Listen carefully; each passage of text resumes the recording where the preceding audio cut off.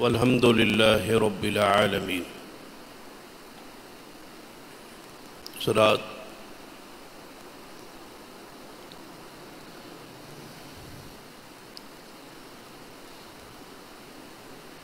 ذی الحج دی 18 تاریخ کو، جس کی آج 15 ہے،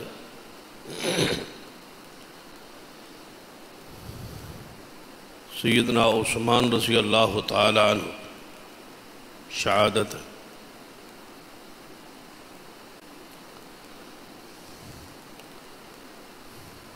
جس مناسبت نال آیت مبارکہ تلاوت ہوئی۔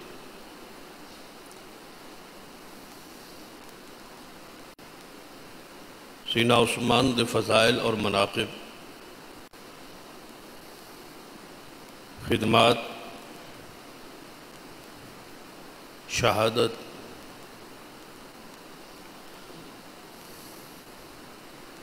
ان ساری چیزوں کا اختصار کے ساتھ تذکرہ مقصود ہے۔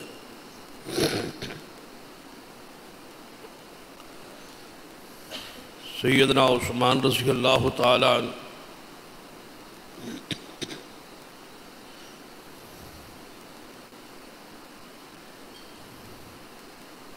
نبی اکرم صلی اللہ علیہ وسلم کی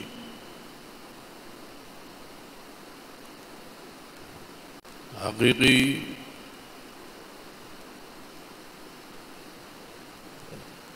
پھوپھو کے نواسے،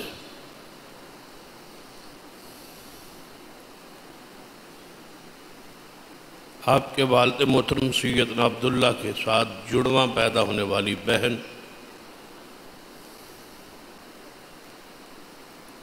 سیدہ ام عبد الحکیم جو ہے، یہ ان کے نواسے۔ نبی اکرم صلی اللہ علیہ وسلم کے ساتھ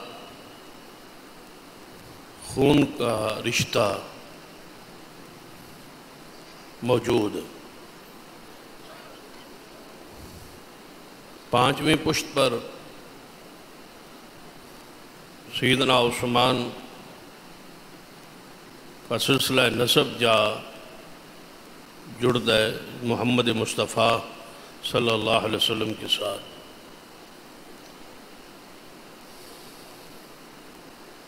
عبد مناف کے 2 بیٹے، ایک کا نام ہاشم ہے اور دوسرے کا نام امیہ ہے۔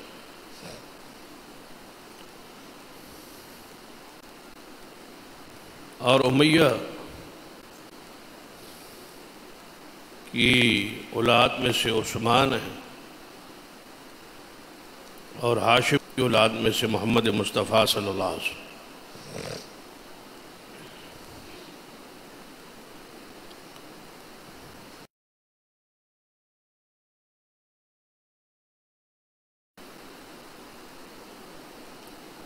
سیدنا علی رضی اللہ تعالیٰ عنہ دا قول مبارک ہے کہ بنو امیہ ہمارے رشتہ دار ہیں، ہم نے انہیں رشتے دیے بھی اور اس خاندان سے رشتے لیے بھی۔ اس پر بہت سارے دلائل بنو امیہ اور قریش کے آپس کی رشتہ داریاں، اس پر ایک الگ خطبہ ہو سکتا۔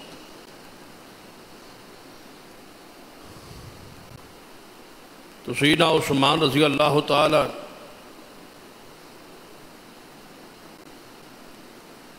اس لحاظ سے کہ آپ رشتہ دار ہیں خونی اور نسبی محمد مصطفیٰ صلی اللہ علیہ وسلم سے،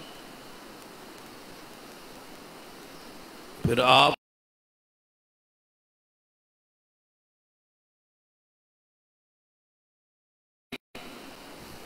اور قریبی ہو کہ وہ داماد رسول صلی اللہ علیہ وسلم، اور اس سے بڑی قربت پھر اور کیا ہے۔ اور پھر آپ دورے داماد کہ آپ کے گھر آپ کے نکاح اندر نبی علیہ الصلوۃ والسلام کی دو یکے بعد دیگرے آپ کی بیٹیاں رقیہ اور ام کلثوم آپ کے نکاح میں،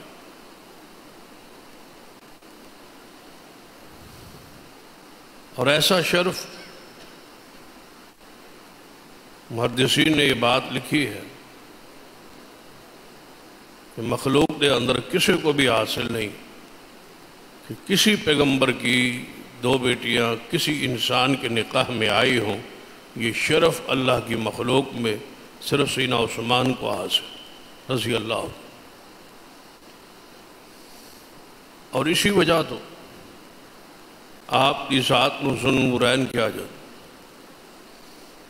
کہ آپ کے گھر بیٹی ایک نور ہوتی ہے، رحمت ہوتی، تو آپ کے گھر رسول اللہ صلی اللہ علیہ وسلم کی دو لختے جگر، دو نور، دو روشنی آپ کے نکاح میں۔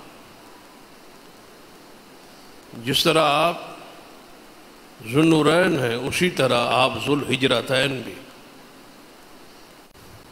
کہ آپ نے دو ہجرتیں کی، ایک حبشہ کی طرف اور ایک مدینہ طیبہ کی طرف۔ تو سیدنا عثمان رضی اللہ تعالی جدو ہجرت کر کے حبشہ کی طرف جانے لگے تو نبی علیہ الصلوۃ والسلام بڑی تاریخی بات ارشاد فرمائی کہ ابراہیم اور سارہ علیہ السلام کے بعد آج دوبارہ یہ پہلا جوڑا ہے جو اللہ کی راہ میں ہجرت پہ جا رہا ہے۔ پہلے ابراہیم خلیل اللہ اور سید سارہ علیہ السلام ان کی زوجہ موت، اور آج عثمان اور میری بیٹی اور عثمان کی زوجہ سیدہ رقیہ اللہ کی راہ میں ہجرت پہ جا رہے۔ تو سیدنا عثمان رضی اللہ تعالی مبشر بالجنہ ہے۔ سب سے بڑی خوبی ہے کہ آپ مبشر بالجنہ ہے کہ نبی علیہ الصلوۃ والسلام نے آپ کی ذات نو جنتی بشارت تھی۔ ذرا آپ سوچیں، جس شخص اور جس ہستی نو نبی علیہ الصلوۃ والسلام خود جنتی فرما دے تو اس پر تنازع نہیں ہونا چاہیے۔ اس کی ساری باتیں، سارے معاملات، جو کچھ بھی ان کے حوالے سے وہ تاریخ کے اوراق سیاہ کیے گئے، وہ سارے کے سارے انہوں کی حیثیت ختم ہو جاتی جب یہ بات ثابت ہو جائے کہ عثمان رضی اللہ تعالیٰ عنہ جنتی ہے۔ تو پھر ایسے شخص پر جو مبشر ہے بالجنہ ہے، جنت کی بشارت اسے مل چکی ہے، اور نبی علیہ الصلوۃ والسلام کی زبان معصوم سے مل چکی ہے، مخبر صادق سے مل چکی ہے، اور ناطق وحی سے مل چکی ہے، تو پھر کیا جواز ہے کہ ایسی شخص کے نقائص کو تلاش کیا جائے اور ان کے عیوب کو تلاش کیا جائے اور ان کی موت اور شہادت پر خوشی کا اظہار کیا جائے، اور اس دن عید منائی جائے جسے عید غدیر کہا جاتا ہے۔ پس پردہ یہ سیدنا عثمان رضی اللہ تعالیٰ کی شہادت پر خوشی اور جشن کا انداز ایران سے لے کر برصغیر میں یہ جشن کے طور پہ منایا جاتا ہے، یعنی ان کی شہادت پر خوشی ہے، جشن ہے، نام اس کو اور دیا گیا ہے، پردہ اور دیا گیا ہے، واقعہ اور گھڑا گیا، اس کے ساتھ جوڑا گیا۔ جو واقعہ ہوا وہ ہوا، لیکن اس تاریخ کے ساتھ جوڑ کے سیدنا عثمان کی شہادت پر خوشی کا اور جشن کا انداز ہو، تاکہ اپنی قوم کو سیدنا عثمان سے نعوذ باللہ نفرت دلائی۔ تو واجب ہے اہل سنہ والجماعت پر کہ سیدنا عثمان کے فضائل، مناقب اور شمائل بیان کیے جائے تاکہ نسلیں فتنوں سے محفوظ رہے، ہمارے بچے ان صحابہ کرام کی تاریخ سے اور شان سے آگاہ رہے، کیونکہ فتنوں کا دور ہے، اور فتنے خاص کر اس وقت جو سب سے بڑا وقت جو سب وہ صحابہ کرام کے خلاف ہے، ان کی تشکیک پیدا کر، ان کے ایمان میں، ان کے اسلام میں، ان کی امانت میں، ان کی دیانت میں شک پیدا کرنا اور ان کے جرائم اور نقائص کو تلاش کر کے انہیں مجروح کرنا، تاکہ اسلام کی یہ حیثیت اور اسلام کی یہ جو حفاظت ہے یہ مشکوک ہو جائے۔ اگر کسی مقدمے کے گواہ مجروح ہو جائے تو مقدمہ از خود ہی ختم ہو جاتا۔ تو اسلام کے گواہ تو صحابہ ہے، اگر وہ ختم ہو گئے تو گویا سارا اسلام ختم ہو جائے۔ اس لیے ضروری ہے کہ صحابہ کرام کے حوالے سے ہر مسلمان، بوڑھا ہو جوان ہو، سارے کے سارے ان کی شان اور مقام سے آگاہ رہیں، اور ان کی مقام اور شان کو، ان کے فضائل کو اور ان کی تاریخ کو اور ان کی سیرت کو اپنے گھروں میں بچوں اور بچیوں میں پڑھانا چاہیے، اور جو شبہات ہیں ان کا رد بھی ہمارے علم میں ہو، جواب علم میں ہو کہ یہ اعتراض جو ہے اس کی یہ حیثیت۔ تو سیدنا عثمان رضی اللہ تعالیٰ عنہ سے یہ معاملہ شروع ہوا ہے۔ آپ کی شہادت کے بعد ہزاروں لوگوں کا خون بہا، لیکن امت ایک جگہ پر اکٹھی نہیں ہو سکی۔ اتنا ظلم ہوا سیدنا عثمان رضی اللہ تعالیٰ عنہ۔ تو سیدنا عثمان رضی اللہ تعالیٰ عنہ مبشر بالجنہ ہے۔ سیدنا ابو موسیٰ اشعری رضی اللہ تعالیٰ فرماتے ہیں کہ نبی اکرم صلی اللہ علیہ وسلم کے پاس میں موجود تھا۔ آپ ایک باغ میں موجود تھے اور میں تلاش کرتے کرتے اس باغ میں آ گئے، تو آپ نے باغ کے ساتھ اس وقت، اس دور میں بھی، آج بھی ایسا ہے کہ دیوار تھی، آس پاس باڑ تھی، دیوار تھی اور دروازہ تھا۔ تو آپ نے فرمایا، کچھ دیر گزری تو دروازے سے آواز آئی، دروازہ کھٹکا۔ تو آپ نے فرمایا کہ اے ابو موسیٰ، جاؤ دروازہ کھولو، جو بھی آیا ہے اسے جنت کی خوشخبری دے دو۔ تو حدیث میں ہے کہ وہ سیدنا ابو بکر صدیق رضی اللہ تعالیٰ عنہ تھے۔ وہ اندر داخل ہوئے، اجازت ملی، نبی علیہ السلام کے ساتھ آ کے بیٹھ۔ آپ کے دائیں طرف سیدنا صدیق رضی اللہ تعالیٰ عنہ اسی کیفیت اور اسی حالت اور اسی صورت میں بیٹھے جیسے حضور تشریف فرمایا تھے۔ کنواں تھا اور کنویں کی منڈیر پہ اپنے پاؤں مبارک لٹکائے ہوئے ٹھنڈک کے لیے، تاکہ کنویں سے ٹھنڈک محسوس ہو، حضور تشریف فرمایا۔ ایسے ہی آگے صدیق بیٹھ۔ کچھ دیر گزری تو سید دوبارہ دروازہ کھٹ۔ آپ فرمایا، ابو موسیٰ چاہو دروازہ کھولو، اندر آنے کی اجازت دو، اور جو بھی آیا ہے اسے جنت کی خوشخبری دے دو۔ تو نبی علیہ السلام کے صحابی ابو موسیٰ اشعری رضی اللہ عنہ گئے، دروازہ کھولا، آنے والے سیدنا عمر تھے، جنت کی بشارت دی، اندر آنے کی اجازت کی خبر دی۔ آپ تشریف لے آئے اور آگے جس طرح سیدنا ابو بکر حضور کی دائیں طرف تھے، سیدنا عمر حضور کے بائیں طرف بیٹھ کے جو ہے وہ اپنے پاؤں مبارک کنویں میں اسی طرح لٹکا لیے جس طرح صدیق نے آگے اپنے پاؤں مبارک لٹکائے۔ کچھ دیر پھر گزری، تیسری مرتبہ دروازہ کھا۔ تو آپ نے فرمایا، ابو موسیٰ چاہو جو آیا ہے اسے جنت کی بشارت اور اسے اندر آنے کی اجازت۔ فرمایا، میں گیا، دروازہ کھولا تو وہ سیدنا عثمان تھے رضی اللہ تعالی عنہ۔ نبی علیہ السلام کی طرف وہ جنت کی بشارت دی اور ساتھ ہی اندر آنے دی اجازت۔ وہ آگے دائیں طرف صدیق تھے، بائیں طرف سیدنا عمر تھے، تو دوسری طرف بالکل سامنے آگے حضور علیہ السلام کے بیٹھ گئے، اسی انداز میں جیسے رسول اللہ صلی اللہ علیہ وسلم ابو بکر و عمر بیٹھے تھے، اسی طرح آگے بالکل سامنے بیٹھ گئے۔ اور اس سے ترتیب محدثین کرام نے یہ لی ہے کہ جیسے ترتیب سے بیٹھے تھے ایسی ترتیب سے ان کی قبریں ہیں۔ ساتھ صدیق اور عمر کی ہے، سامنے سیدنا عثمان بقیع میں ہے، یعنی اس سے بعض محدثین نے قبر کی ترتیب لی ہے، موت کی ترتیب لی ہے اور اسی انداز میں بیٹھے۔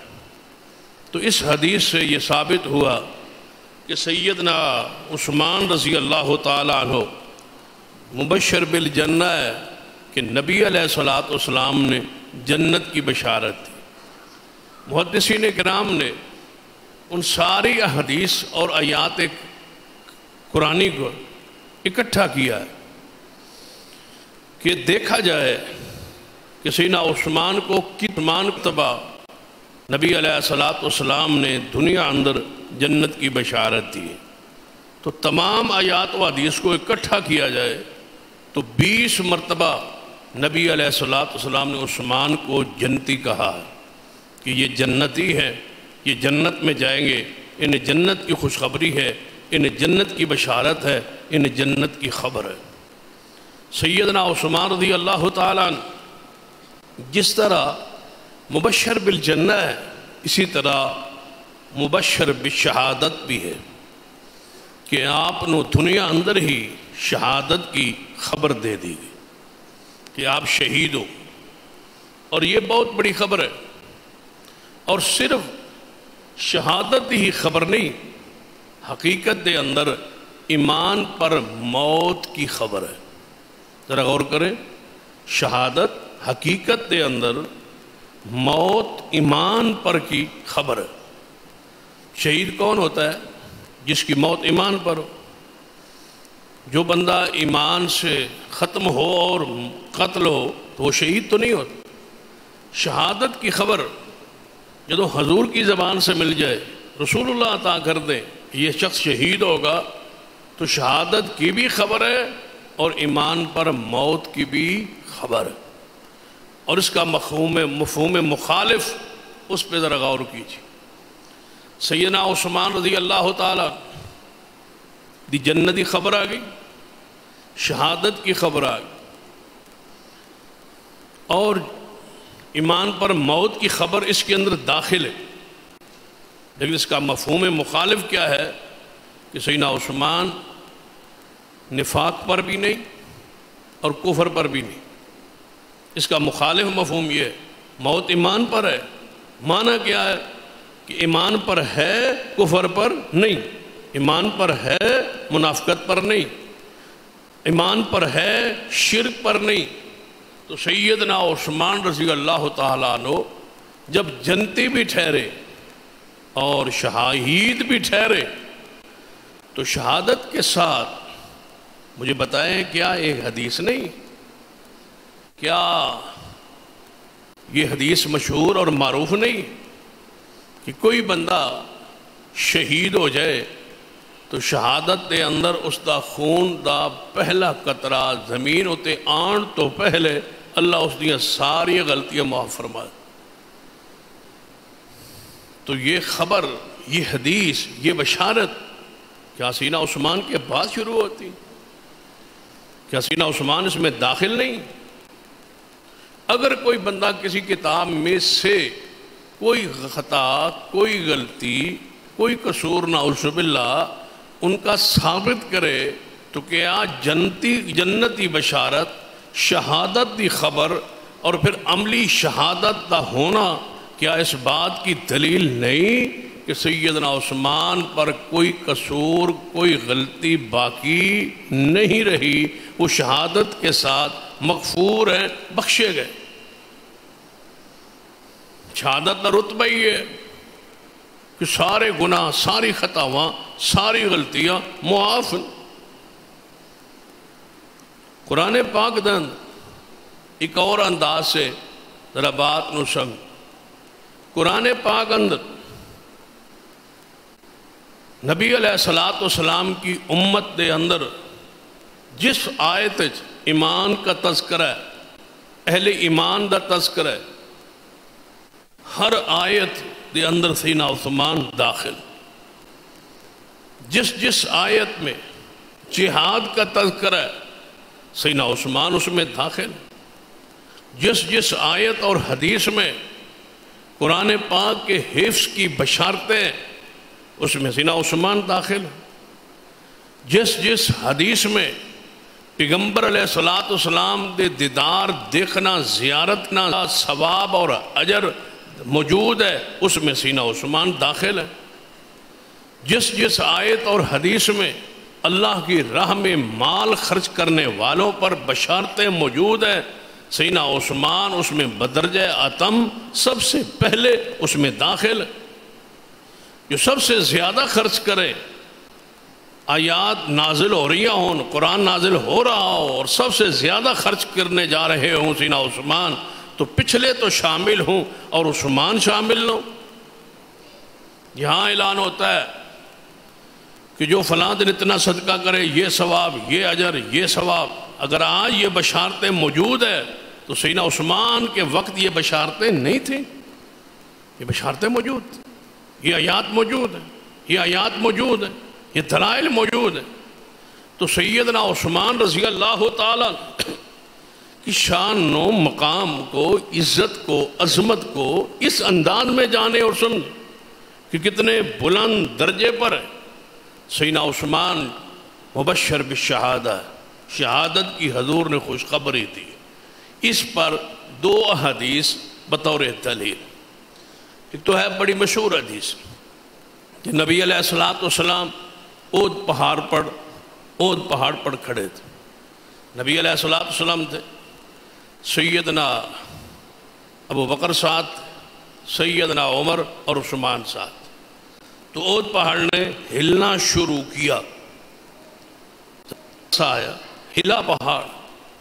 تو نبی علیہ السلام نے اپنا پیر مبارک، اپنی ایڑی مبارک پہاڑ پہ ماری اور فرمایا رک جا، ٹھہر جا، اسکن یا عہد، عہد ٹھہر جا، اثبت یا عہد، عہد رک جا، ثابت قدم رہ، نہ ہل، تجھ پر ایک نبی، دوسرا صدیق اور دو شہید کھڑے ہیں جو اللہ کی راہ میں شہید ہو۔ تو سیدنا عثمان اس میں داخل ہے، سیدنا عثمان شامل ہے، دوسرے سیدنا عمر ہے۔ دونوں کو جنت کی بشارت نبی علیہ السلام دے رہا ہے۔ سیدنا عثمان وصی رسول ہے۔ وصی وہ ہوتا ہے جس کو کوئی خاص دوسروں سے ہٹ کے، جماعت سے ہٹ کے خاص کوئی وصیت رسول رحمت صلی اللہ علیہ وسلم نے کی ہو، تو وہ بندہ، وہ ہستی، وہ شخصیت ان بندوں میں داخل ہوتا ہے جن بندوں کو آپ نے کوئی خوشخبری، کوئی وصیت کی ہو۔ تو سیدنا عثمان ان لوگوں میں شامل جنہوں نے نبی علیہ السلام نے کوئی نہ کوئی خاص وصیت فرمائی۔ اس وصیت پہ ذرا غور کریں۔ نبی علیہ السلام کی حدیث ہے کہ آپ نے سیدنا عثمان رضی اللہ تعالیٰ عنہ کو بلایا بیماری کی حالت میں، بیماری کی کیفیت۔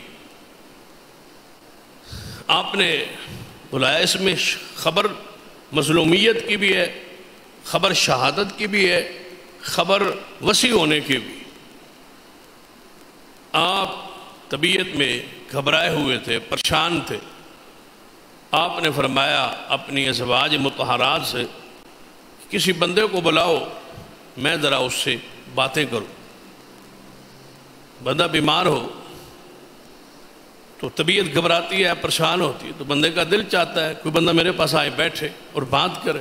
فرمایا کسی کو بلاؤ، میں اس سے کچھ باتیں کروں۔ تو ازواج مطہرات نے پوچھا یا رسول اللہ صلی اللہ علیہ وسلم کیا سیدنا ابو بکر کو بلا لے؟ فرمایا نہیں۔ فرمایا اچھا پھر سیدنا عمر کو بلا لے؟ فرمایا نہیں۔ پھر ازواج نے عرض کیا یا رسول اللہ صلی اللہ علیہ وسلم کیا سیدنا عثمان کو بلا لے؟ اس واقعے کو ایک طرف رکھ کے ذرا اس بات پہ غور کیجئے، یہ ترتیب کیسی ہے؟ صحابہ کرام تو ہزاروں کی تعداد میں موجود، اہل بیت میں بھی افراد موجود، لیکن نبی علیہ السلام کے سامنے جب حضور خود فرمائے تب، صحابہ بیان کرے تب، ازواج بیان کرے تب، ترتیب یہ ہی تھی: ابو بکر، عمر، عثمان، ابو بکر، عمر، عثمان. جس طرح آتا ہے نا کہ حضرت علی رضی اللہ تعالی کا بیٹا خود سیدنا علی سے کہ اے علی، اے ابا جی، بلا اے دسو کہ نبی پاک صلی اللہ علیہ وسلم کے بعد سب سے افضل کون، سب سے زیادہ فضیلت کس کی ہے؟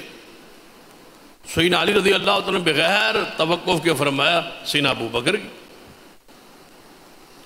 فرمایا اچھا پھر ان کے بعد فضیلت والا کون ہے؟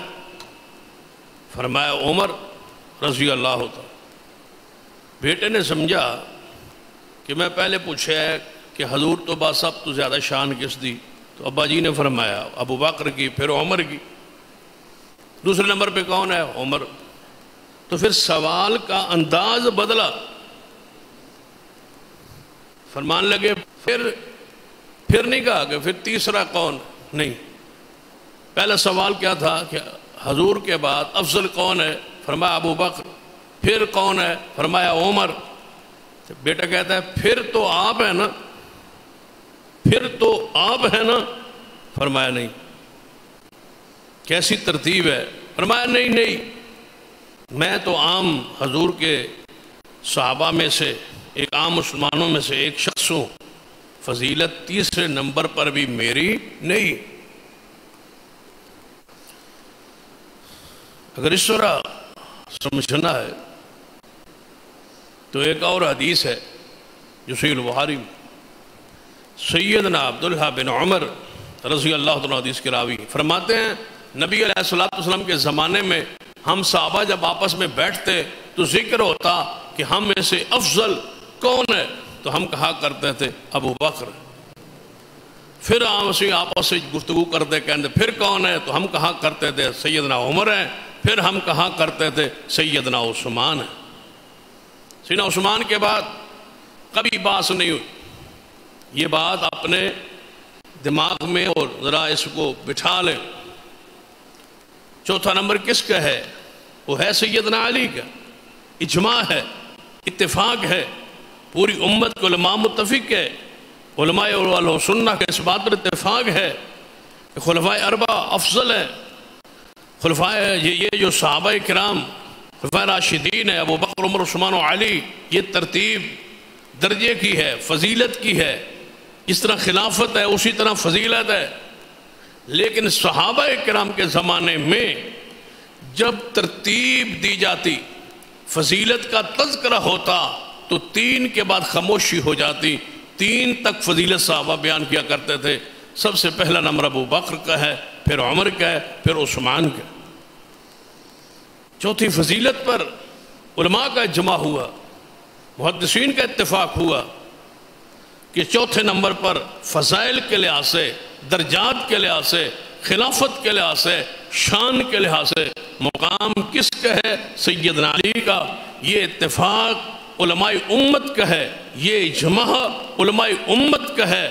لیکن صحابہ کرام کے زمانے میں جب درجات کی بندی کا تذکرہ ہوتا تو 3 شخصیات کا، ابو بکر، عمر، عثمان، بس.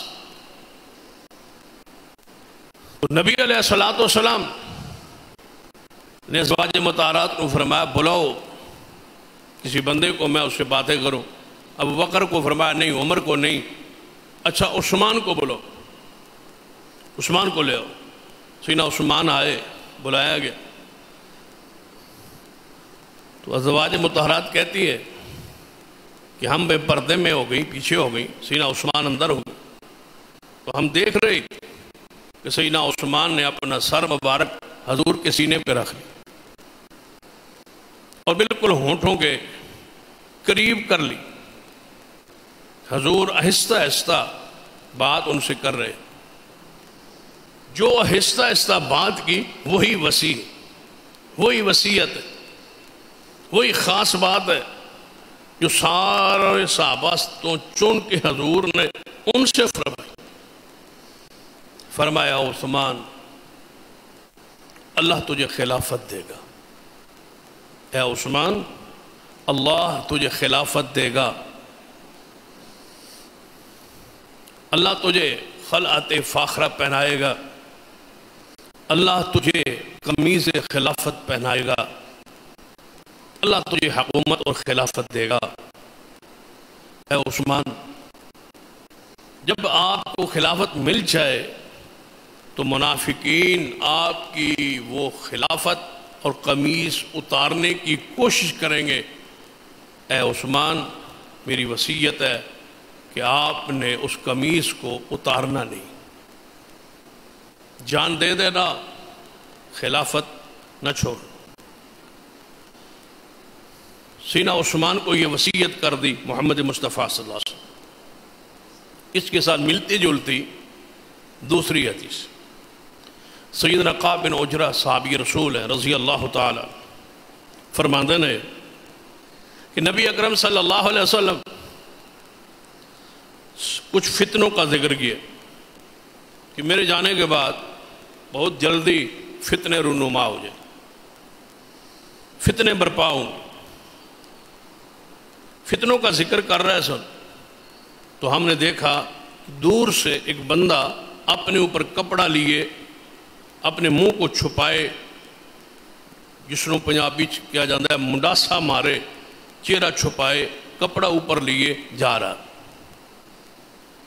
آپ نے فرمایا میرے صحابہ میرے جانے کے بعد بڑے بڑے فتنے رونما ہوں اور بہت جلدی ہوں، اور جب فتنے رونما ہوں گی وہ شخص جو اپنے اوپر کپڑا لے کے چادر لے کے جا رہا ہے وہ اس وقت حق پر ہوگا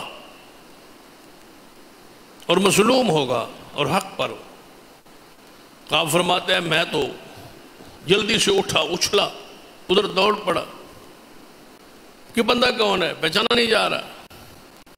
میں جب آگے گیا اس بندے کے قریب تو میں نے اس کو پکڑا، اس کے بازو سے پکڑا تو میں نے دیکھا کہ وہ سینہ عثمان ہے رضی اللہ عنہ۔ ایسے پکڑ کے لایا حضور کے پاس، بازو ان کا میرے ہاتھ میں تھا۔ میں نے فرمایا یا رسول اللہ یہی؟ فرمایا ہاں یہی، اس کے خلاف ہی فتنے برپا ہو، یہ اس وقت حق پر ہوگا۔ اب ان دونوں حدیث کو سامنے رکھ، اصل ہمارے معاشرے کی بیماری ہے کہ ہم صحابہ کرام کو تاریخ میں پڑھتے، تاریخ میں یہ لکھا ہے، تاریخ میں یہ لکھا ہے، تاریخ میں یہ لکھا ہے۔ صحابہ کرام قرآن اور حدیث کی روشنی میں پڑھے، جب ان کی سیرت قرآن میں ہے، حدیث میں ہے، ان کی مقصد قرآن میں ہے، حدیث میں ہے، ان کی بشارت قرآن اور حدیث قرآن ہے، ان کا جنتی ہونا قرآن اور حدیث میں ہے، تو پھر تاریخ کے وہ کالے ورق پڑھنے کی ضرورت کیا ہے؟ قرآن پڑھیں یا حدیث پڑھیں۔ ہاں جو قرآنی شخصیت نہیں ہے، جس کا حدیث میں ذکر نہیں ہے، اس حوالے سے تاریخ کو کھولے نا۔ جس بارے قرآن بھرا ہوا ہے، حدیث بھری ہوئی ہے، وہاں دیکھنا تاریخ یہ کہتی ہے، آگ لگائیں اس الفاظ کو اور اس تاریخ کو جو قرآن و حدیث کی شخصیات کو مجروح کرے۔ قرآن جو کہہ رہا ہے، حدیث جو کہہ رہی ہے کہ عثمان جنتی ہے، عثمان شہید ہے، عثمان مظلوم ہے، عثمان حق پر ہے، بس۔ اب اس میں سارا کچھ نکال کے ان پر بحث کرنا یہ عجیب بات۔ سیدنا عثمان رضی اللہ تعالیٰ کے بارے میں دو چیزیں ان دو حدیث سے ثابت، سیدنا عثمان کو خلافت ملے گی۔ سیدنا عثمان خلافت کے دوران ان کی خلافت ان سے چھیننے کی کوشش کی جائے۔ تیسری بات، سیدنا عثمان اس وقت مظلوم ہوں گے اور سیدنا عثمان اس وقت حق پر ہوں گے اور مخالفین منافق ہوں گے اور ظالم ہوں گے۔ دو فتوے تو حضور کی زبان سے مل گئے مخالفین عثمان کے لیے کہ وہ منافقین ہیں۔ جس کو حضور منافق کہہ دیں تو اس کا ایمان اور اسلام کی حالت کیفیت کیا باقی رہ جائے؟ منافقین تو جہنم کے اس گڑھے میں ہے سب سے نیچے، سب سب سے جہنم کے نیچے جو گڑھ ہے وہاں منافقین ہے. تو حضور جس کو منافق کہہ دے گنجائش کیا رہ گئی ہے مخالفین عثمان کے لیے؟ اس سے بڑا فتویٰ اور کیا ہو سکتا ہے کہ محمد مصطفیٰ صلی اللہ علیہ وسلم فرما رہے ہیں جو عثمان کے مخالفین ہوں گے وہ منافقین ہوں. تو یہ منافقین آج تک موجود ہے ہمارے قوم میں، ہمارے معاشرے.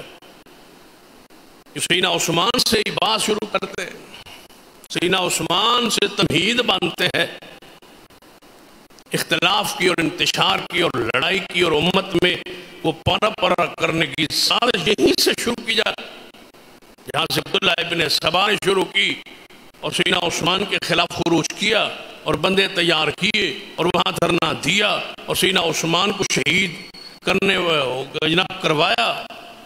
40 دن محاصرہ کیا، پانی بند کیا، سیدنا عثمان کو آخر شہید کر کے پیچھے ہٹے. یہ پہلا کسی خلیفۃ المسلمین کے خلاف 40 دنوں کا یہ دھرنا تھا. نہیں جائیں گے جب تک سیدنا عثمان استعفیٰ نہیں دیں، نہیں پیچھے ہٹیں گے جب تک سیدنا عثمان خلافت سے معزول نہیں ہوں. تو آپ نے کیا فرمایا تھا کہ نہیں حضور فرما گئے جان دے دینا، قمیض کو اتارنا نہیں. سیدنا عثمان کی شہادت کرسی اور اقتدار کے لیے نہیں ہے، حدیث رسول کے لیے، حدیث رسول کا تحفظ ہے، اس وصیت پر عمل ہے جس کو وصیت پر رسول اللہ لگا گئے. اللہ تجھے خلافت دے گا، منافق چھوڑوائیں گے، آپ نے نہیں چھوڑ. ان کی قربانی حدیث کے لیے، نبی علیہ السلام کے فرمان پر. تو سیدنا عثمان رضی اللہ تعالیٰ کے بارے میں واضح نصوص. فجر کی نماز ہے، رسول اللہ صلی اللہ علیہ وسلم نے پڑھائی، آپ نے سلام پھیرا، فرمایا میرے صحابہ کسی کو خواب آیا ہو تو بیان کر. اب کیا عدم و برکت، صبح کی نماز کے بعد خوابوں کی تعبیر آپ کیا کرتے، یہ سنت ہے. فجر کی نماز کے بعد اگر کوئی معبر ہو، خواب کی تعبیر جاننے والا ہو، تو اس سے اپنی تعبیر، خواب بیان کرنا، اس سے تعبیر لینا. یہ قیامت تک کے لیے سلسلہ ہے. اچھی خوابیں آتی، الا ان اولیاء اللہ لا خوف علیہم ولا هم يحزنون الذين آمنوا وكانوا يتقون لهم البشرى فی الحیات الدنیا. اہل ایمان اور اولیاء اللہ کے لیے دنیا میں بشارتیں ہیں، اور یہاں لهم البشرى سے مراد اچھے خواب ہے. اس پر حدیث بخاری آپ نے فرمایا نبوت میرے پر ختم ہے لیکن مبشرات میرے بعد جاری رہی. صحابہ نے پوچھا یا رسول اللہ صلی اللہ علیہ وسلم مل مبشرہ، مبشرات کیا ہوتی ہے؟ فرمایا رؤیا صالحہ، اچھا صالح پکیدہ خواب جو بندے کو آپ دیکھے یا اس کے بارے میں کوئی دوسرا دیکھے. ہم ان چیزوں سے غافل ہیں. تو نبی علیہ السلام کی عادت مبارکہ تھی، پوچھتے کسی کو خواب آیا ہے رات، صحابہ اپنے خواب بیان کرتے، حضور اس کی تعبیر کرتے. صحابہ خاموش ہیں، لیکن ضروری نہیں تھا نا کہ کسی کو خواب آیا ہی ہوتا، کبھی آیا ہوتا کبھی نہیں آیا ہوتا. تو صحابہ کرام نے فرمایا یا رسول اللہ صلی اللہ علیہ وسلم ہم میں سے تو کسی کو کوئی آج رات خواب نہیں آیا، کوئی صحابی نہیں بولا. تو آپ نے فرمایا کہ کسی کو کوئی خواب، فرمایا میں نے خواب دیکھا ہے کہ رات آسمان سے ایک ترازو اترا ہے، اس ترازو پر مجھے بٹھایا گیا اور دوسرے پلڑے میں صدیق کو بٹھایا گیا، تو میں ابو بکر سے بھاری تھا، میرا وزن زیادہ. پھر مجھے اٹھا لیا گیا اور میں اس پلڑے میں جس میں صدیق کو بٹھایا گیا تھا میرے ساتھ وزن کے لیے، تو اس میں سیدنا عمر کو پھر بٹھایا.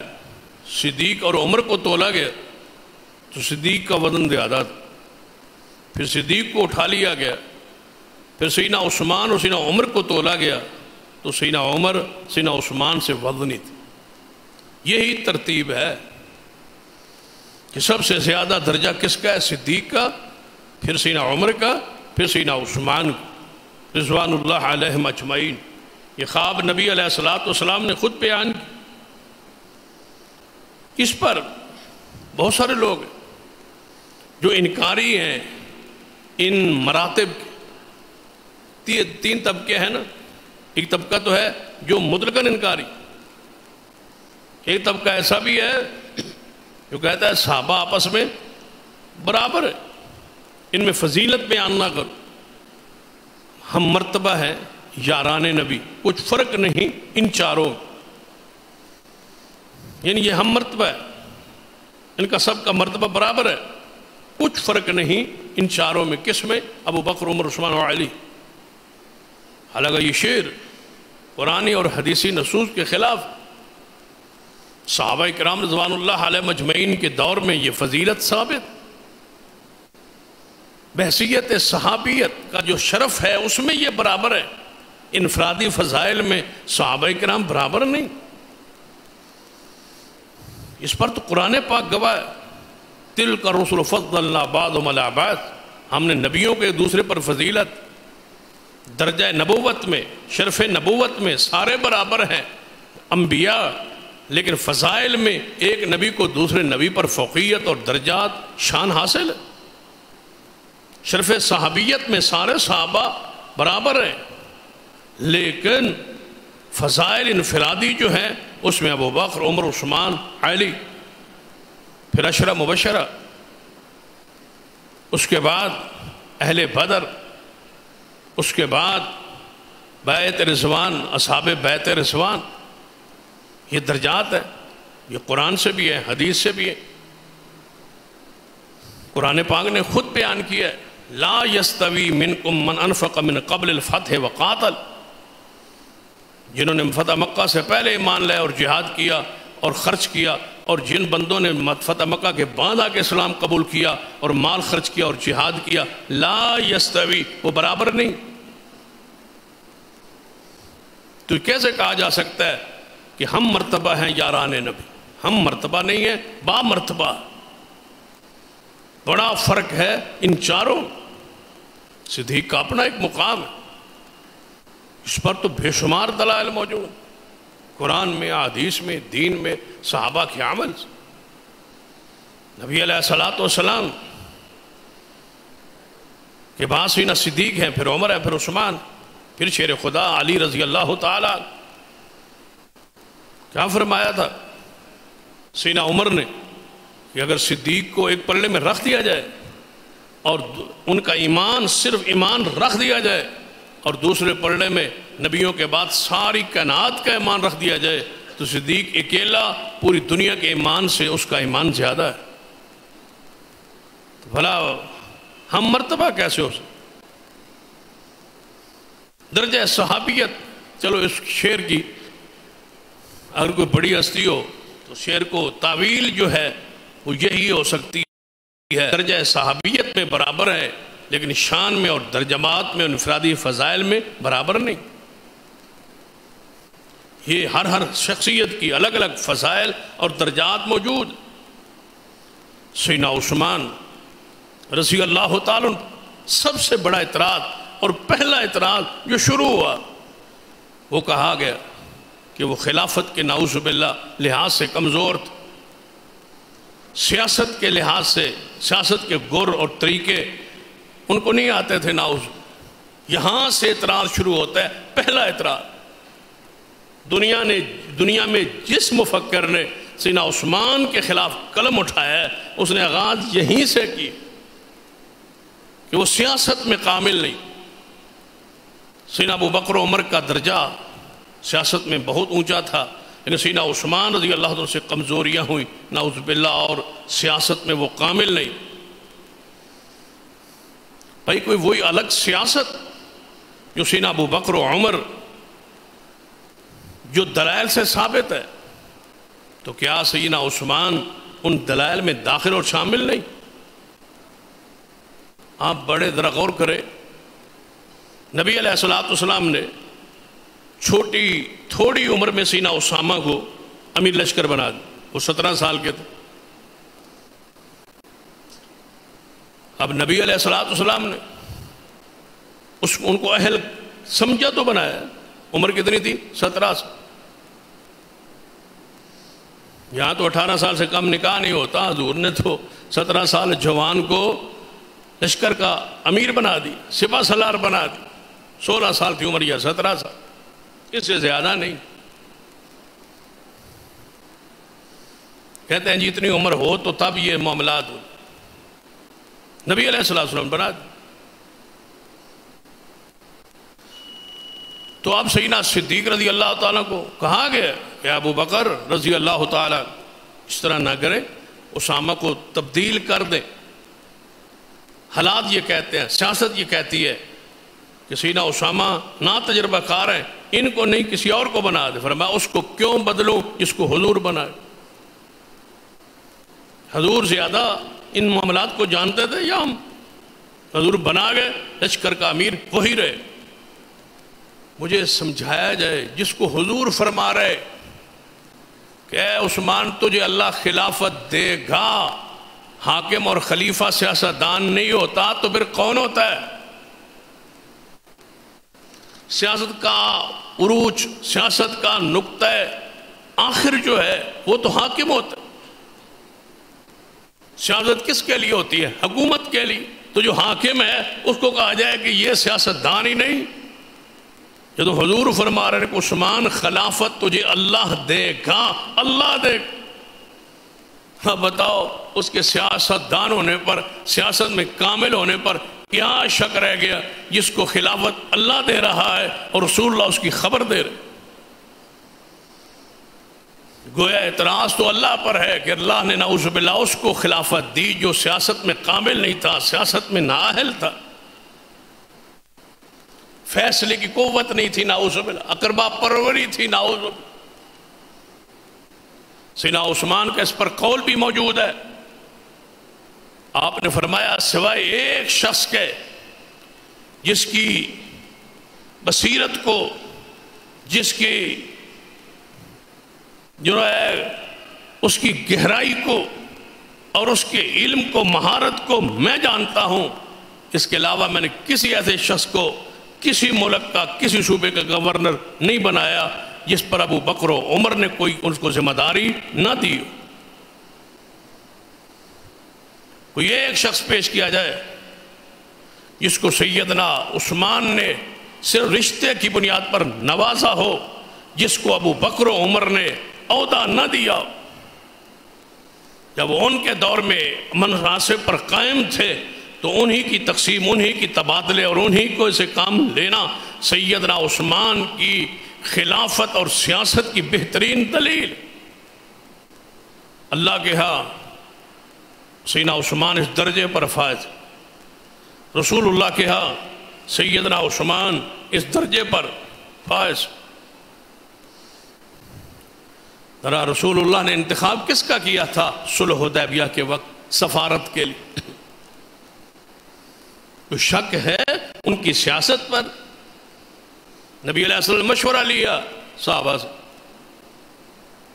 آپ نے مشورہ دیا، خود آپ نے فرمایا میرے صحابہ آپ مشورہ دیں کہ یہ بیعت ہے جہاں رضوان ہوئی، صلح حدیبیہ ہوئی، یہاں روک دیے گئے، ہم آگے نہیں جا سکتے. قریش سے باتیں کرنی ہے، مذاکرات کرنے، ٹیبل ٹاک کرنا ہے ان سے، بات کرنی ہے ان سے، معاہدہ کرنا ہے ان سے. تو میرا خیال، میری رائے، ذرا غور سے اور کامل توجہ سے اس بات کو ذہن میں بٹھا لیں، سیدنا عثمان پر اس سے بڑا اعتراض ہی کوئی نہیں. اور اس اعتراض کی حقیقت کیا ہے ذرا اس کو توجہ سے سن. نبی علیہ السلام نے کیا فرمایا؟ میری رائے یہ ہے، میں یہ چاہتا ہوں کہ سیدنا عمر جائیں اس منصب پر، اس سفارت کے لیے. آپ بتائیں وقت کا حاکم جب دوسری پارٹی اور دوسرے فریق مخالف کے ساتھ مخالفت بھی ایمان اور کفر کی ہے، جان کے وہ ویری ہے، ان سے مذاکرات کرنے ہیں. مجھے بتاؤ سیاست میں مہارت کامل نہ ہو، جب دوسروں سے فریق کوئی مخالفہ معاہدہ کرنے کے لیے بندہ جاتا ہے تو اپنا انتہائی خیرخواہ، انتہائی مدبر، انتہائی اہم انسان کو بھیجا جاتا. رسول اللہ نے کیا فرمایا کہ میری رائے یہ ہے کہ سیدنا عمر کو بھیجا جائے. شاید اس میں بھی کوئی صحابہ کا امتحان تھا. صحابہ نے جب حضور نے کہہ دیا کہ سیدنا عمر کو بھیجا جائے تو صحابہ تو چپ تھے، خاموش تھے. سب نے کہا جیسے یا رسول اللہ صلی اللہ علیہ وسلم، جیسے آپ کی مرضی، جیسے آپ چاہتے ہیں، ٹھیک ہے سیدنا عمر کو بھیج. کہ ان کی سیاست میں یا ان کی گفتگو کرنے میں تو کوئی شک کوئی نہیں تھا، فصیح الکلام ہونے میں کوئی شک نہیں، انتہائی بلیغ انسان تھے. سیدنا عمر، ان کو بھیج. جب سیدنا عمر سے پوچھا گیا تیار ہو تم؟ سیدنا عمر نے کیا کہا تھا؟ یا رسول اللہ صلی اللہ علیہ وسلم میں تیار ہوں، سمعنا و اطعنا، جو آپ نے فرمایا وہ ٹھیک ہے، لیکن میری رائے، میری خواہش، میری گہرائی، میرا علم، میرا تدبر یہ کہتا ہے کہ پوری آپ کی جماعت میں سے اس کام کے لیے اگر صحیح فیصلہ ہو سکتا ہے اور کر سکتا ہے اور بات کر سکتا ہے، جس کا احترام بھی ہے، اکرام بھی ہے، فیصلے کی قوت بھی ہے، گفتگو کی مہارت بھی ہے، وہ سیدنا عثمان ہے. عثمان کو بھیجا اور حوالوں سے بات کی. فلاں قبیلے کے ساتھ اس کا یہ تعلق ہے، فلاں کے ساتھ ان کا یہ تعلق ہے، یہ ہستی و شخصیت ہے، لہذا آپ ان کو بھیجیں. رسول اللہ علیہ وسلم نے اس مشورے کو قبول کیا ہے. اے عمر تم سچ کہتے ہو، اے عثمان تم جاؤ اور جا کے مذاکرات کرو، پوری ملت اسلامیہ کی طرف سے حضور کے ترجمان کی حیثیت سے جاؤ، بتاؤ اس سے بڑی دلیل ان کے سیاستدان ہونے پر اور کیا ہو سکتا. سیدنا عثمان گئے. پھر جو وہاں ہوا ہے، کیا حضور نے اس کو منوان قبول نہیں کیا؟ معاہدے پہ کیا سیدنا عثمان کو لائے نہیں، ان کو قائل نہیں کیا، آگے سامنے بٹھا نہیں دیے، ان کے نمائندے سیدنا عثمان ساتھ لائے، حضور کے ساتھ بات ہوئی، یہاں معاہدہ تحریر ہوا. یہ سارا کردار سیدنا عثمان کا. ہزاروں جانیں محفوظ رہی سیدنا عثمان کے اس فیصلے سے. 1450 صحابہ کرام میں سے انتخاب ہے سیدنا عثمان کا. اور رسول اللہ نے فرمایا پھر سیدنا عثمان کے لیے جب یہاں بیعت ہوئی تو آپ نے فرمایا ان 1450 صحابہ میں سے کوئی صحابی میرا آگ میں نہیں جائے گا، عثمان کی وجہ سے اللہ نے سب کو بخش دیا ہے. وہ 1450 صحابہ کرام کے لیے وجہ بیعت رضوان عثمان ہے. اللہ کی رضا عثمان کی وجہ سے نازل ہوئی، ان کو جنت کی بشارت سے نہ عثمان کی وجہ سے نصیب ہوئی. میں کیسے مان لوں کہ جس کے عمل کی وجہ سے 1450 صحابہ جنت میں جا رہے، کیا ہم کہہ دیں کہ جس کی وجہ سے جا رہے وہ جائے ہی نہ؟ یہ کیسے ہو سکتا؟ پر ان پر ہی اسی وقت آیت آئی لقد رضی اللہ عن المؤمنین اذ یبایعونک تحت الشجرہ فعلم ما فی قلوبہم فانزل السکینۃ علیہم فاصابہم فتحا قریبا. اے محبوب ہم ان سب پر راضی ہے، ان کے دل کی کیفیت کو جانتے ہیں، ان کے دل میں سوائے اللہ کی رضا کے کچھ نہیں ہے. ہم عثمان سمیت ان سب پر راضی. یہ درجہ ہے سیدنا عثمان کا. سیاست میں ذرا بڑا شک کیا ہو سکتا ہے؟ غزوہ احد میں جب بھگدڑ مچی، وہ صحابہ درے سے ہٹے، پیچھے سے کفار چڑھ آئے، وہ فتح ذرا شکست میں بدلی، تو جو بھگدڑ مچی تھی اچانک حملہ ہوا، سمجھ نہیں آئی کدھر جانا ہے، کوئی ادھر جا رہا ہے، کوئی ادھر جا رہا ہے. تو سیدنا عثمان ان میں شامل اور داخل. لوگوں نے اعتراض کی یہ آج کی بات نہیں ہے، یہ آج کی بات نہیں ہے. اہل عراق، اہل کوفہ نے اس وقت سے لے کر آج تک صحابہ کو معاف نہیں کی. بخاری کھولی، عبداللہ بن عمر موجود ہے. ایک عراقی آیا، کہنے لگا ہے عبداللہ بن عمر میں کوئی سیدنا عثمان کے بارے میں چند سوالات کرنا چاہتا، آپ ان کے جوابات دیں. فرمایا بتاؤ کیا ہے؟ مجھے اعتراض ہے سیدنا عثمان پر. فرمایا بتاؤ کیا ہے؟ کیا سیدنا عثمان وہی نہیں جو جنگ احد میں اپنی جگہ پر کھڑے نہ رہے؟ فرمایا کوئی شک نہیں آپ کی بات. کیا سیدنا عثمان وہ نہیں جو غزوہ بدر میں آئے ہی نہیں، موجود ہی نہیں تھے۔ فرمایا اس میں بھی کوئی شک نہیں۔ اعتراض کر رہے سیدنا عثمان رضی اللہ تعالیٰ پر، آج نہیں صحابہ کے دور میں کون؟ عراقی۔ سیدنا عثمان پر اعتراض جاری۔ جب وہ اعتراض کر بیٹھا تو کیا پھر خاموشی سنت ہے؟ پھر چپ کر جانا سنت ہے؟ کوئی جو مرضی کرتا رہے، صحابہ کے خلاف بولتا رہے، چپ کر جائیں، خاموش رہیں؟ اعتراض کیا اس شخص نے سیدنا عثمان رضی اللہ تعالیٰ عنہ کہ ہمیں یہ اعتراض ہے کہ بیعت جب ہوئی درخت کے نیچے تو عثمان موجود نہیں تھے، جب بدر ہوا تو عثمان موجود نہیں تھے، احد میں گئے تو جو نکل گئے تھے میدان جہاد سے ان میں عثمان موجود، نکلنے والوں دو جگہ پر ہے نہیں، ایک جگہ پہ موجود نہیں رہے، تو اتنا بڑے اعتراض۔ سیدنا عبداللہ بن عمر نے فرمایا تو نے تینوں باتیں کہیں، ٹھیک کہی۔ جب اس نے کہا نا سیدنا عبداللہ بن عمر نے ٹھیک کہی، اس نے نعرہ تکبیر بلند کیا، اللہ اکبر، میری بات مانی گئی، جو میں کہتا تھا وہی ہوا۔ عبداللہ بن عمر بھی کہہ رہے ہیں، مان رہے ہیں، اونچی آواز اللہ اکبر کا۔ جب اللہ اکبر کہا تو سیدنا عبداللہ بن عمر کو فرمایا اچھا اس پہ نعرے لگا رہے ہو؟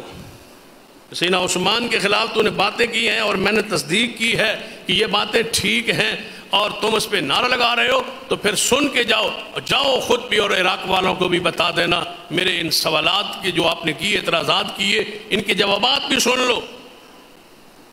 فرمایا کیا تو نے قرآن نہیں پڑھا کہ جو میدان احد میں پیچھے ہٹے تھے اللہ ان نے سب کو معاف کر دیا تھا؟ کیا قرآن پاک میں موجود نہیں ہے فاعف عنہم واستغفر لہم وشاورہم فی الامر؟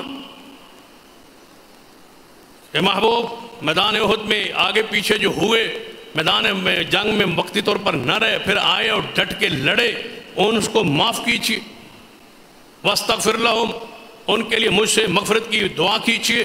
وشاورہم فی الامر، اور ان کے مشورے میں شامل رکھیے۔ وشاورہم فی الامر، اس کا ترجمہ میں کرنے لگاؤں، دنیا میں کوئی شخص اس ترجمے کا انکار نہیں کر سکتا۔ وشاورہم فی الامر، سیاست میں ان سے مشاورت کیجیے،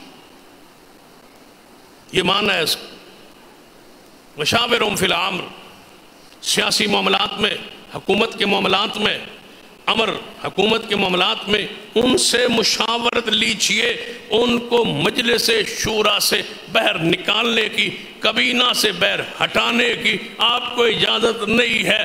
یہ نہیں کہ یہ یہاں نہیں رہے تو آئندہ ارکان نہ رہے، فرمایا نہیں، ان کے لیے معاف درگزر، ان کے لیے مغفرت کی دعا۔ وشاورہم فی الامر، آئندہ ان کو اپنی شورا کا حصہ پر رکھنا واجب ہے۔ جن کو رب رکن شورا بنا رہا ہے، جن کو اللہ کہہ رہا ہے ان سے مشورہ لینا ہے، اس کی سیاست میں کیا شک ہو سکتا ہے؟ وشاورہم فی الامر۔ عراقی چپ ہے۔ فرمایا بدر میں عثمان نہیں گئے تھے، جانتے ہو معاملہ کیا ہوا تھا؟ کہتا مجھے تو نہیں پتا، میں نے تو سنا ہے کہ بدر میں عثمان نہیں گئے تھے۔ اتنا ہی پتا ہے تجھے؟ حضور کی بیٹی عثمان کے گھر تھی، رقیہ، وہ بیمار تھی، کوئی اس کو سنبھالنے والا نہیں تھا، تو حضور نے فرمایا عثمان تم اپنی بیوی اور میری بیٹی کی تیمارداری اور کے لیے یہاں رک جاؤ، بدر میں نہ ہو، اللہ آپ کو بغیر آئے ثواب دے گا۔ کہتا مجھے تو آپ پتہ چلا، بیعت رضوان میں موجود نہیں تھے۔ فرمایا بیعت رضوان تو سارا معاملہ کروائی عثمان نے، تمہیں وہ بات یاد نہیں ہے؟ ہم تو اس میں موجود تھے کہ نبی علیہ السلام نے اپنا ہاتھ لیا اور ادھر یہ ہاتھ حضور علیہ السلام نے فرمایا یہ ہاتھ میرا ہے۔ اگر عثمان یہاں موجود ہوتے، وہ تو مکہ میں ہیں، مذاکرات کر رہے ہیں یا ان کی شہادت کی خبریں پھیل رہی ہے، اگر عثمان یہاں ہوتے وہ بھی بیعت کرتے، لہذا عثمان کے خون کا ہم نے بدلہ لینا ہے، تو میں عثمان کی طرف سے میں محمد خود بیعت لیتا ہوں، یہ ہاتھ میرا ہے اور یہ ہاتھ عثمان کا۔ اپنا ہاتھ اپنے ہاتھ پہ رکھ کے فرمایا یہ ہاتھ میرا، یہ ہاتھ عثمان کا۔ اس پر اللہ تعالیٰ نے فوری آیت آئی ید اللہ فوق ایدیہم، اوپر رب کا ہاتھ، اللہ کا ہاتھ اوپر ہے، نیچے محمد مصطفیٰ کا، درمیان کس کا؟ عثمان کا، حضور کے اپنے ہاتھ کو عثمان کا ہاتھ قرار دیا۔ اس پر محدثین نے لکھا ہے تبھی اللہ نے عثمان کے ہاتھ سے قرآن لکھوایا، دنیا میں پھیلایا، کیونکہ یہ ہاتھ حضور نے کہا تھا یہ عثمان کا، میرا جو ہاتھ ہے یہ اس طرح سمجھے کہ عثمان کا ہاتھ۔ فضیلت اور درجہ سینہ عثمان کو حاصل۔ عراقی چپ، خاموش، فرما جا یہ پھکی یہ نسخہ ساتھ لے جا کے اپنی قوم عراقیوں کو بتا دینا کہ یہ ہے عثمان۔ اس سے یہ ثابت ہوتا ہے بخاری کی اس روایت سے، حدیث سے، کہ جب صحابہ پر کوئی معمولی اعتراض کرے تب بھی جواب دینا سنت، فرض ہے، واجب ہے اس بندے پر جو سیدنا عثمان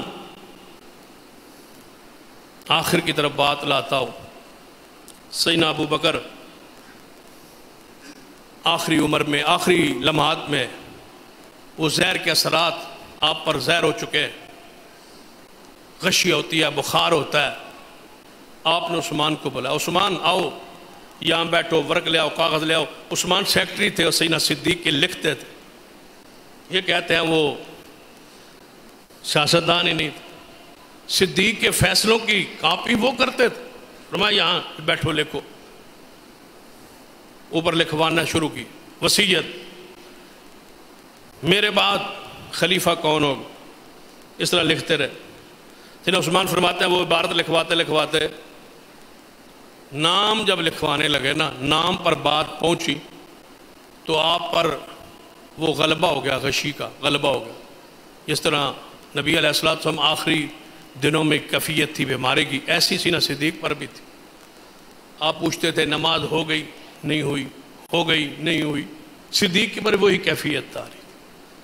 تو آپ اس صدیق رضی اللہ تعالیٰ عنہ بیماری کی حالت کیفیت میں، وہ غشی کی کیفیت میں چلے، کچھ دیر بعد پھر سنبھلے، وہ سنبھالا تو سیدنا عثمان فرماتے ہیں جب صدیق لکھواتے غشی میں چلے گئے نا، تو میں نے خیال کیا کہ پتہ نہیں ہوش میں اب آتے ہیں نہیں آتے، بات کرتے ہیں یا نہیں کرتے، یہاں کیا لکھنا، نام پتہ نہیں کس کا لکھوانا چاہتے تھے۔ فرماتے ہیں میں نے سیدنا عمر کا نام لکھ دیا۔ میں نے کس کا نام لکھیا؟ سیدنا عمر صدیق رضی اللہ تعالیٰ۔ کچھ دیر بعد پھر سنبھلے، فرمایا عثمان جی امیر المومنین، فرمایا کہاں لکھی تھی وہ بات، کہاں تک لکھی تھی؟ فرماتے ہیں وہ لکھواتے وہ میں نے پڑھنا دوبارہ شروع کی عبارت، یہاں تک آپ نے لکھوائی تھی اور میں نے آگے سیدنا عمر کا نام لکھ دیا، آپ نام نہیں بولے تھے، میں نے عمر کا لکھ دیا۔ فرمایا عثمان اگر اپنا بھی لکھ لیتے نا تو آپ بھی اس بات کے حال تھے، لیکن صدیق کے دل میں عمر ہی تھے، میں عمر ہی لکھوانا چاہتا تھا۔ سیدنا عثمان کو کہتے ہیں یہ سیاسی تدبر نہیں تھا، نعوذ۔ فرمایا میں نے وہ نام لکھا، صدیق نے اس کو قبول کیا ہے۔ جب سیدنا عمر کی باری آئی تو آپ سے پوچھا گیا زخمی ہونے کے بعد کہ کس کو آپ خلیفہ بناتے؟ فرمایا آؤ لکھو، 6 بندوں کی کمیٹی بناتا ہوں، ایک زبیر کی، ایک طلحہ کی، ایک عبد الرحمن ابن عوف کی، ایک حضرت سعد کی، اور دوسرے علی اور عثمان کی۔ کیوں انتخاب کیا سیدنا عمر نے سیدنا عثمان کا نام؟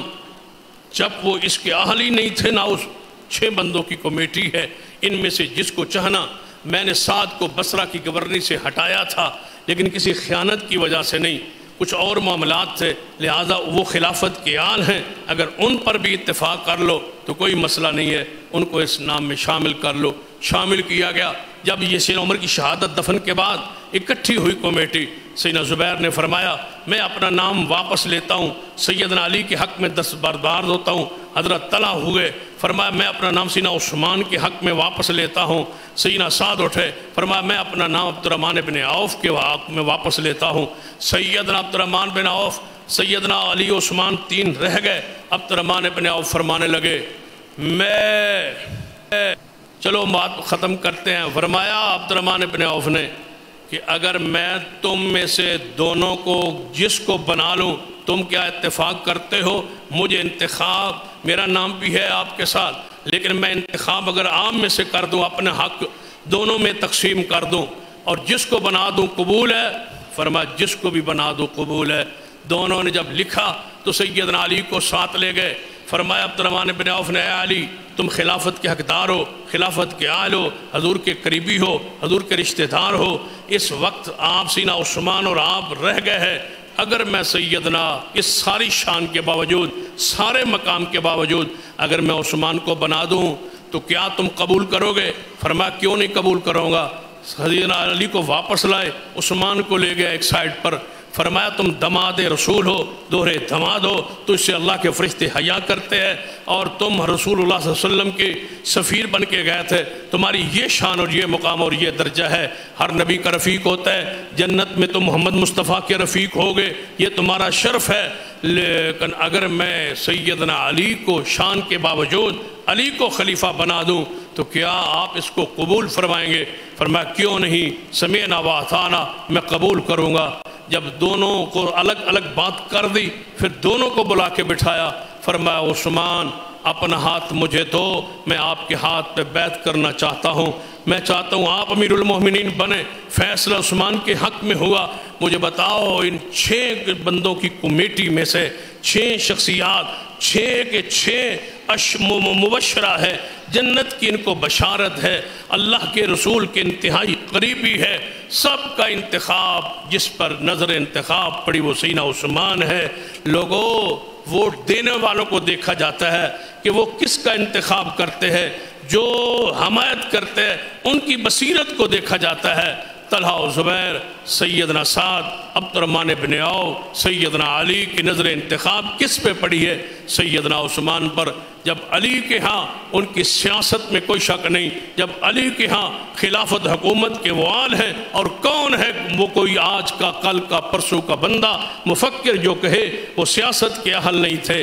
عثمان مظلوم ہے، عثمان جنتی ہے، عثمان مبشر بالشہادت ہے، عثمان امام مظلوم ہے، عثمان جنت کا وارث ہے۔ اللہ سے دعا ہے ہمیں صحابہ سے اللہ سچی محبت نصیب فرمائے۔